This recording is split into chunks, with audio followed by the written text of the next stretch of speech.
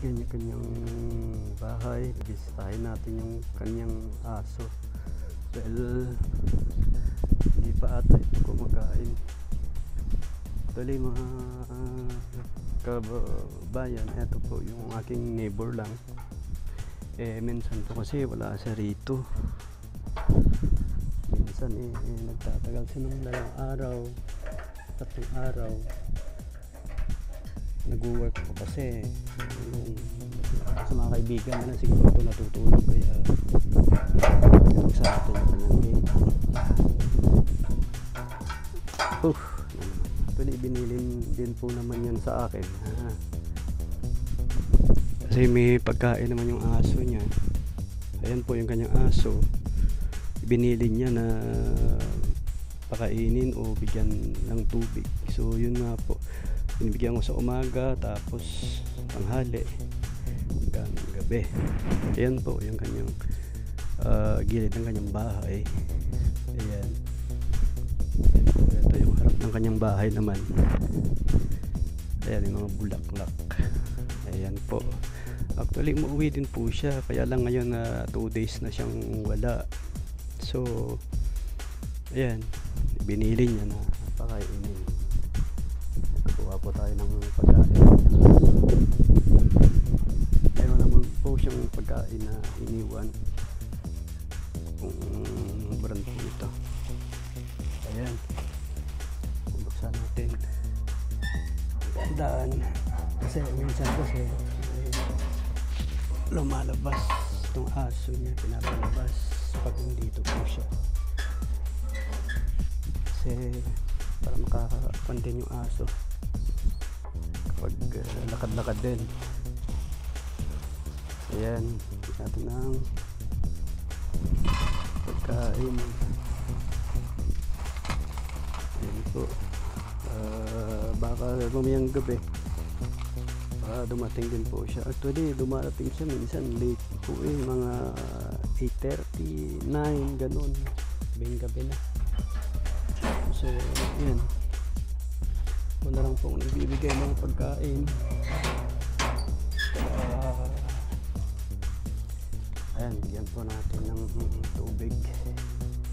Hindi niya nalinis, maraming dumi ng kanyang aso.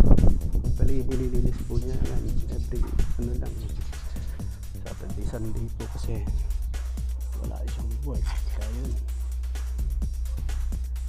lagyan po natin ng tubig ang kanyang aso. Ayan, sa init po kasi ngayon, kailangan po yung tubig ng hayop. Lalo na po medyo open nga po yung lugar niya, init. Isara po natin muna yung faucet. Ayan. Ayan. So yan po pagkain na aso, tsaka na rin po natin ng tubig. So kahit pa paano, pero medyo mainit sa aso, kung napapansin po nyo. Ayan po, initan na arawan, pero mamaya wala na din yan pag nalipat na yung araw. Pag medyo dito na yung araw, ayan, dyan wala na po, kasi medyo malilim na. Ayan, so ibalik natin yung pagkain ng kanyang aso. Ayan.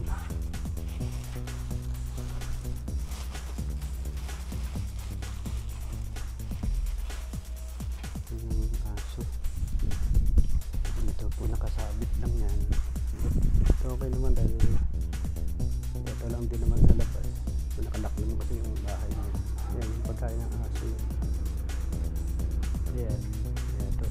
Dito ang bahay niya. Ito yung kahal. Ito po. Maraming mga bulaklak. Ayan. Mga gamit. Table sa rito.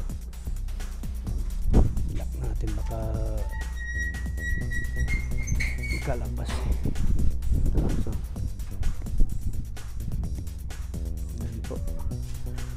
Pasok po tayo.